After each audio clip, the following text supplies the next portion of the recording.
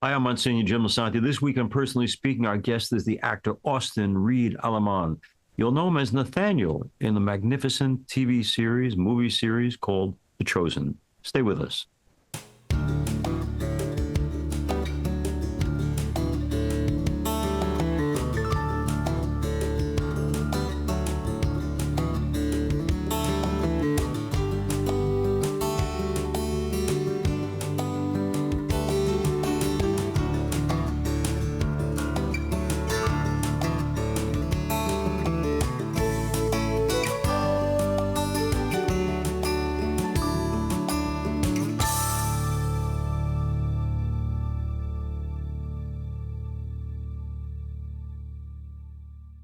Hello and welcome to Personally Speaking. I'm your host, Monsignor Jim Lisante, and actor Austin Reed Alleman joins me now.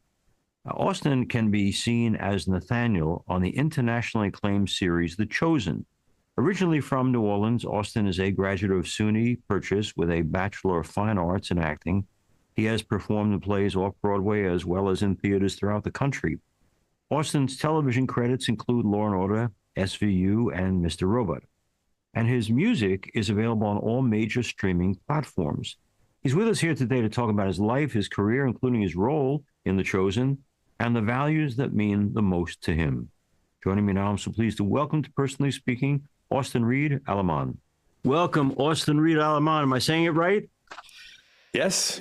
I'm glad. Thanks correct. for coming on Personally Speaking. Great to see you here. And let me begin with a question not having to do with acting or music, but family of origin. I'm always intrigued when someone goes into the creative arts, what's the family they came from in terms of, was it a supportive family in terms of your decision to go into this world? Because you know and I know, every parent I know wants their kid to play ball in high school, but they know they're not going to become professionals. And many people want the children to have an avocation to the arts, but are not imagining they're going to do it as a vocation, a life choice. So the family you came from, was it an artistic family, and how did they react to the choices you've made to follow the arts? Well, I love the question, Jim, and thank you very much for having me on in the first place. Very excited. I love the question because the only reason I am here or still acting is because of my parents, 100%. Wow. They've been supportive of me from day one.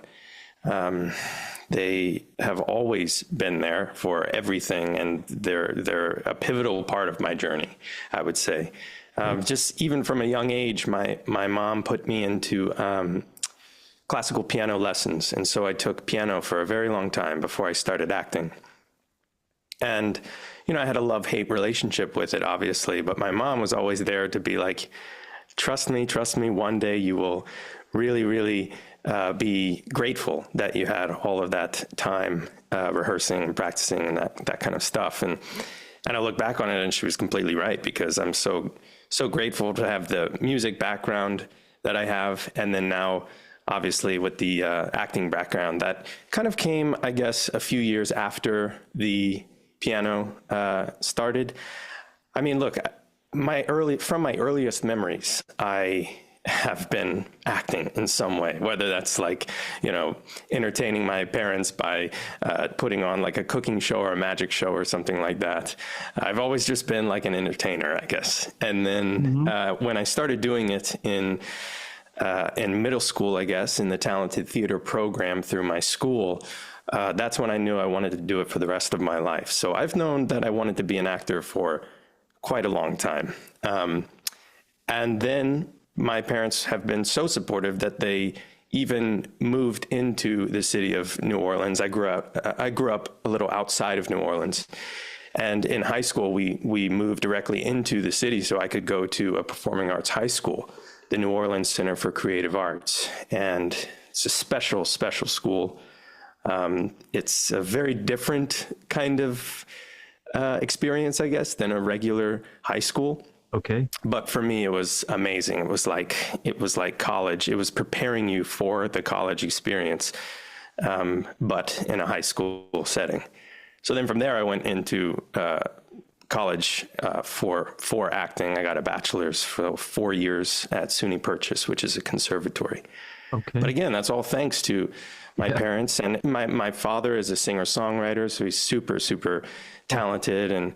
And my brother is a incredibly talented musician who's toured all over the world with different artists, and he's a producer. And so we're just kind of like, the arts are very important in our family. And so I'm just very grateful for that to be in my life. I have but the name Lisante is Italian. That's from Dad, and I have Mom is McNeil, so that's the Irish half of me. But tell me the background of Alleman. So from what I know, I mean, we've been in South Louisiana for a very long time. Spanish on one side, some Mexican and German on the other side.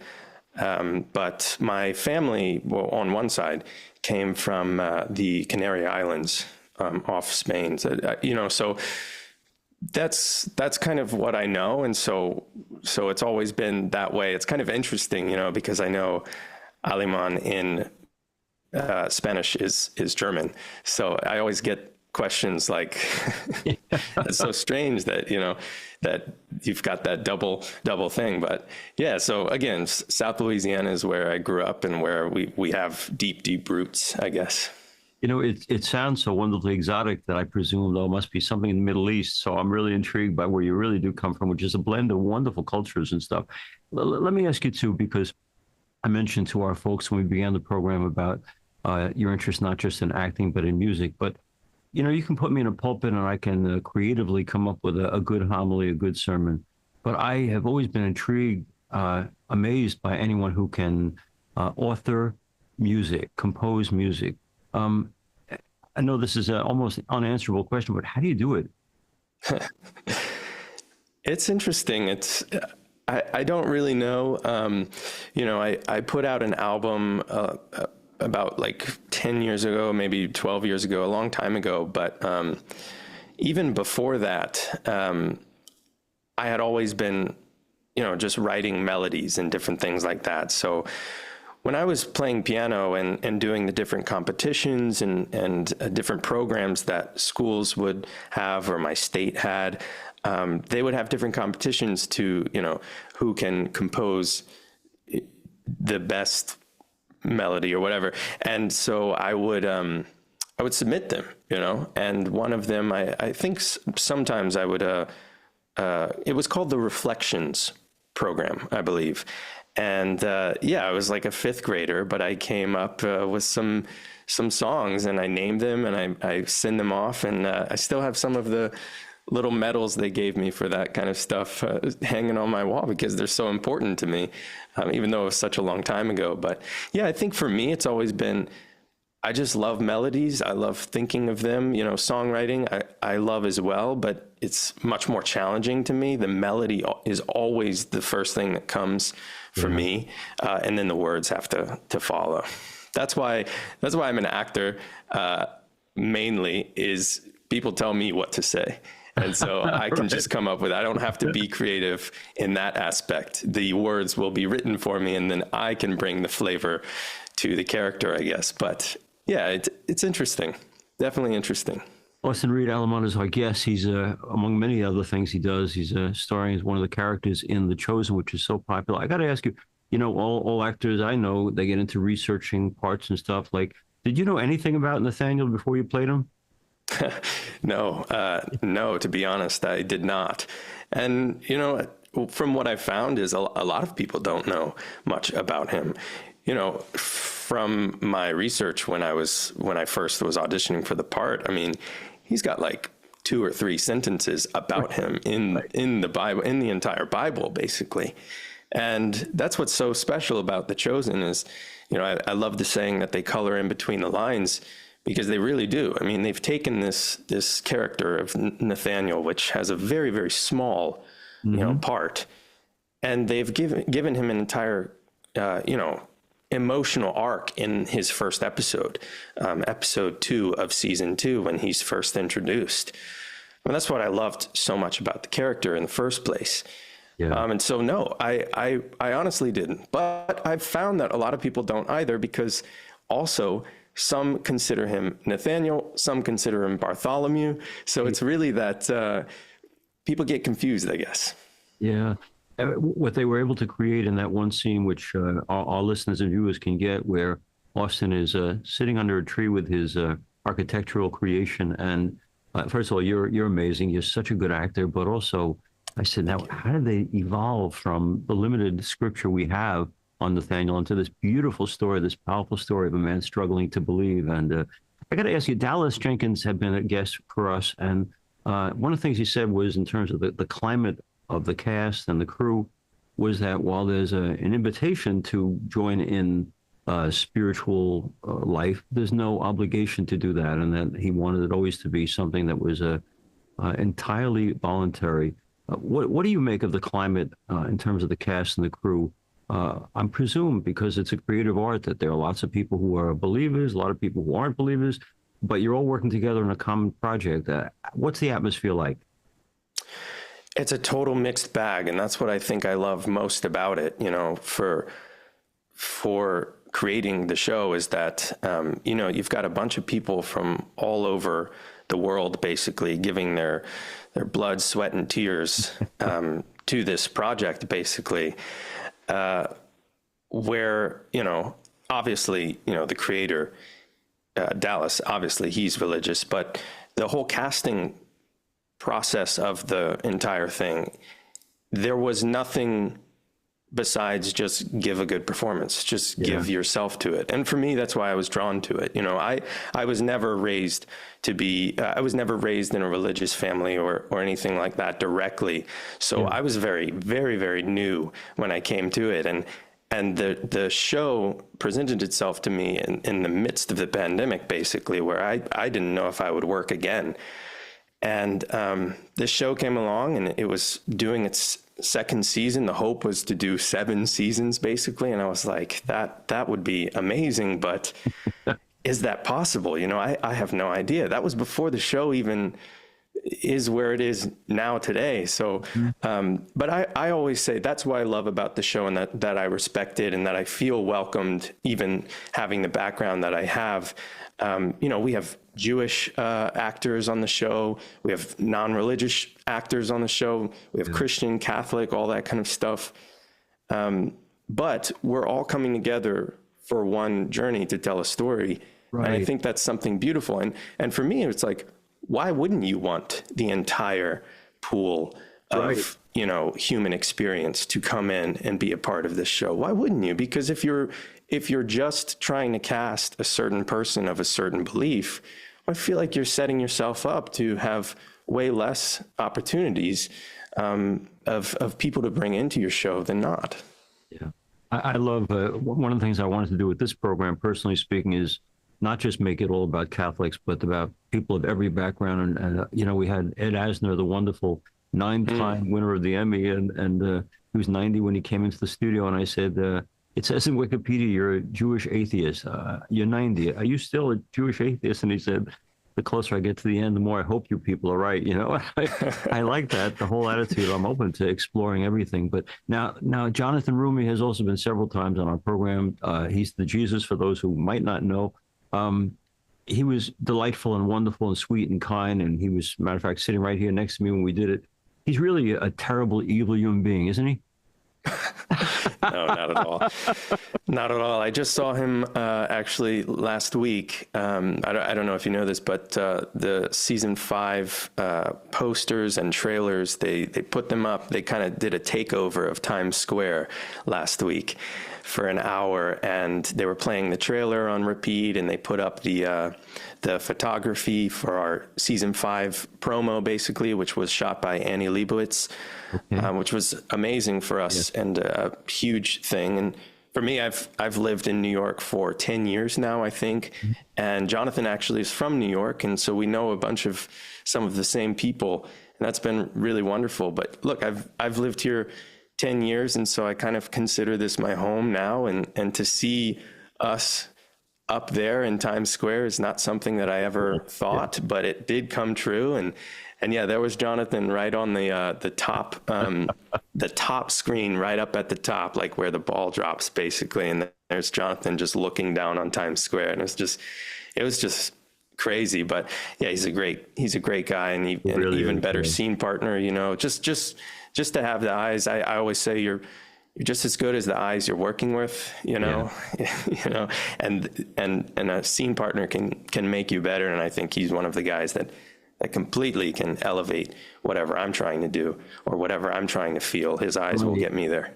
So you're saying great person, but also a wonderful actor too. And he is, I mean, I would sure hope that when I get to meet the man that he's got a personality to match Jonathan's, because I like Jesus to be like that.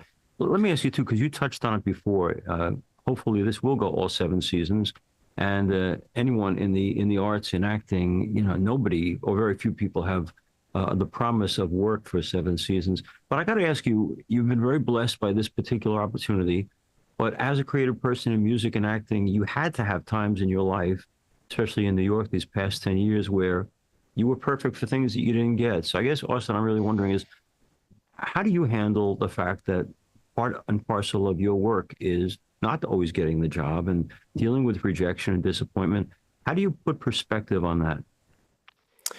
Absolutely. It's a great question. It's one I ask myself every day. You know, how can I make this, you know, how can I get through this, you know? Mm-hmm. And as an actor, you know, you're going to get a no 9 times out of 10. Honestly, maybe 99 times out of 100, wow. You're going to get a no. But it's just the journey. It's just trusting in the journey and going along with it. I think, you know, there's tons of things that I can look back on that I wanted so badly to book or something like that. Mm-hmm. And I didn't. And I was so torn up about it. And then while that thing that I wanted to be, you know, be in so bad was shooting or running, I would get a different opportunity. And then I would be doing the opportunity and thinking back, oh, if I would have booked that thing a month ago, I wouldn't have been able to do this thing that I'm doing now. It's kind of complicated, but it is interesting. And then it's like, oh, I wouldn't have met all these people. I wouldn't have done all these things. And it's even like looking at The Chosen, you know, I almost didn't submit a tape for it. I almost didn't audition for it. They asked me to audition for season 1 for the role of Thomas. Mm-hmm. And I was on vacation at the time, and it was just terrible timing. And I thought, there's no way they'll be interested in me for this. And I almost passed on it. And then just something told me, you know, why not just give it a shot, and sent in the tape and didn't hear anything. As usual, you know, as if you're going to get the part, you'll hear, but if you're not going to get the part, you probably won't get any feedback or anything. So you don't hear, and then I forgot about it. And then a year and a half later, during the height of the pandemic, basically when no other shows were filming, they came back to me asking if I'd auditioned for the role of Nathanael. And they said, you know, they loved my tape from the first season. And I was just shocked because I didn't think they even remembered me. Yeah. And it's kind of like that. Like, I think back on it, you know, my life, I can't even imagine my life without being a part of The Chosen. And I look back on it and it's like, if I wouldn't have submitted that tape, if I wouldn't have filmed that tape, you know, 5 or 6 years ago, what would my life look like? It's insane, you know, and to think the thing that makes me most, you know, the people mm-hmm. of The Chosen are the best part about it. You know, my castmates, the crew, all of these people. So to even think that they wouldn't be in my life as friends or castmates it's an interesting thing. And so you can't think too much about it, you know, or else you'll drive yourself crazy. But it's just a lesson, you know, just to take your shot at it, you know, even if you don't think you're right for it, just why not? Austin Reed Alleman is our guest. I mentioned Nathanael on The Chosen. You know, so many actors over the years that have come on our program have talked about the creation of the cast, whether it's theater or movies or television, as people who become their family, and it's sounding like that's what they are for you. I wanted to ask you too, though, that in terms of the length of the thing, when you have a family for that many seasons, does the family stay a family once The Chosen is over? Oh, I sure hope it does. I mean, I can't imagine it doesn't, because at this point, you know, even on the off season, we're still hanging out. We're still doing different things. We're still chatting. I couldn't imagine it not being that way. Even last week for the Times Square reveal, a bunch of castmates flew in and we all went out and, had a meal after and had a great time. We went out to karaoke afterwards and, I can't imagine that will stop. I hope it doesn't stop. And I had friends staying over from the show, and it's just a beautiful thing. Even last year after we wrapped season 4, me and a castmate, we went down to Costa Rica on a vacation just to celebrate after the show being, after being done with the 4th season. And so, the way I see it, if it's up to me, it will stay. These people will stay in my life for the rest of my life. I know that. That's great. That is so good. Austin, I had dinner some years ago with the film critic Rex Reed, and I said, we should do a program specifically about religious films. And he said it would be a very short interview and very boring. He said, because most religious films are so tedious. And but if I were sitting next to Rex now, I'd say, Rex, but this isn't true for The Chosen. It's grabbing people at an entirely different level. It's not stilted. It's relatable. It's powerful. You're part of that miracle, and I'm just wondering. We do know that for a long time, films of religious nature tended to be preachy, unapproachable, not connective to people. Your program, The Chosen, is different. What's the miracle? Well, I think it's just the storytelling is very powerful. And what they do is they give you a vast amount of characters that you kind of can't help but fall in love with. Austin, in your personal background, much as you look fit and healthy to us right now, you have had a chronic challenge in terms of back pain. And I think all the world recently understood how debilitating that can be when it's part of the story of Luigi, the fellow who's accused of shooting the insurance head, that he was in some ways out of his mind with the pain that he carried from his back. You've walked some of that journey. Can you tell us, first of all, how it came about, and also what's the way out of that pain? Yeah, so this started for me a few years, maybe 6 years ago, and there was no acute thing. There was no acute injury that happened. I just started one day noticing pain in my thoracic spine. And the thoracic is the middle of the spine.